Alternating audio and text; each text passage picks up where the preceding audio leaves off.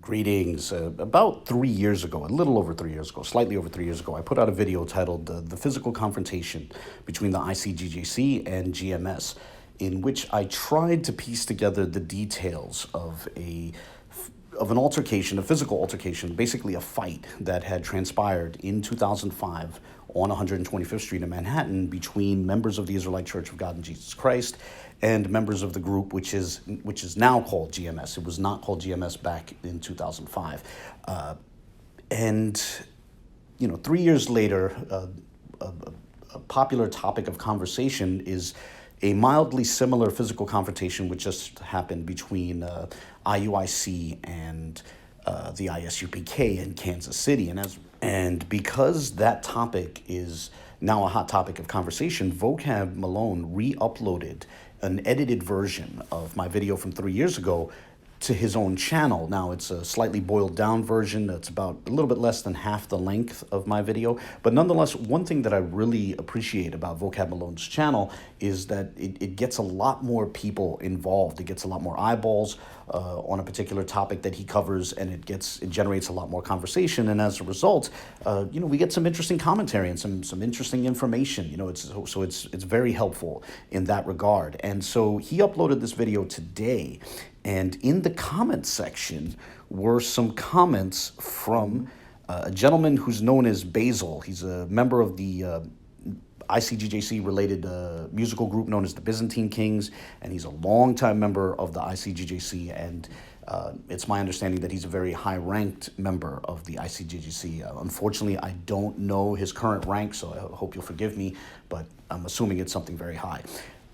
And he offered some clarifying comments, and so I just wanted to read through these comments and put this up as an addendum video to my video from 3 years ago, as I think they offer a lot of clarification. And so that's basically what this video is. It's just going to cover the comments of Basil on Vocab's video, and this will be an addendum, a bit of added clarification to my video from 3 years ago. So jumping right in, the first thing Basil wrote was, referring to the video, he said, "The part that's missing is why the altercation started. That's a very important piece of information that's not there. I understand you're trying to be objective, but that matters." And then Vocab went on to ask him some clarifying questions and, offer his own comments on how this, the video was pieced together to the best of our abilities. And so Basil offers a bit more clarification. He writes, "In short, for the edification of the audience, they threatened the brother's life as he was passing their gathering. Not only was the threat unprovoked, but the aggressive posture warranted that the matter be addressed. The majority of the men stayed out of view as GMS were approached by a smaller group to verbally discuss what was reported. And again, that aggressive nature appeared and things unfolded in defense. We do not bully or start fights. Quite honestly, if that was our nature, would these groups really exist after all of the unsolicited vulgarity hurled our way? So hopefully that sheds light on the matter and clears this notion that we deploy men to assault unbelievers at every confrontation. We seek peace whenever it's possible, but remain prepared when it's not possible," end quote.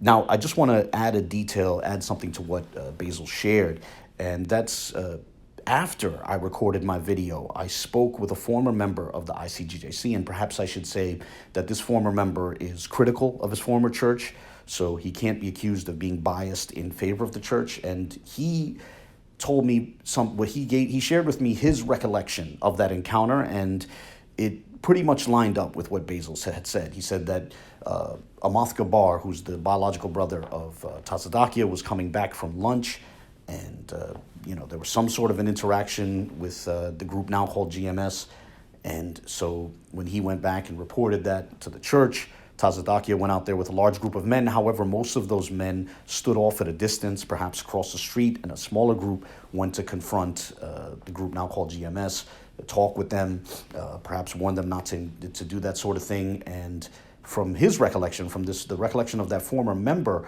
from their vantage point, it looked like GMS punched first, that they started attempting to punch one of the members of the ICGJC, and it was at that point that they rushed in and a physical confrontation unfolded from there. So basically, his account lines up with Basil's account of what happened that day. Now, if we can go through just a few more comments. Let's see what else. So Basil also wrote the following. This is another piece of clarification. He said the God sent comforter's brother was alone, returning from the store, getting something to eat. As he passed, they initiated the threats. He didn't say anything to them. Everything they said was ignored until they said that they would kill him. Okay, so that's added a bit of clarification. I think there was one last thing. I left a comment sharing my thoughts, and Basil wrote the following to me. He said, no problem and thank you. And that's exactly how, so I shared with him the account that I had heard from a former member of the group. He said, that's exactly how it went, with the exception of it was not simply harassment, but a threat on life itself.